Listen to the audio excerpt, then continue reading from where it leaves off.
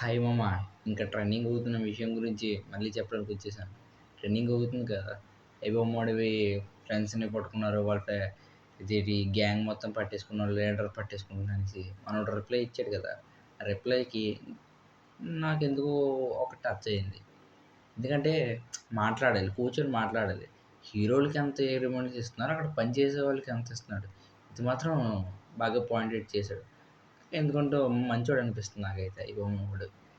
ఎందుకంటే వీళ్ళు చేసే పనులకి అలాగే తగులుతది.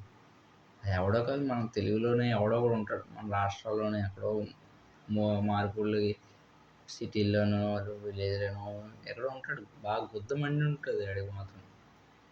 చాలా పెద్ద సిస్టమ్ నడిపిస్తున్నాడంటే ఎంత బాధ తగిలుంటది.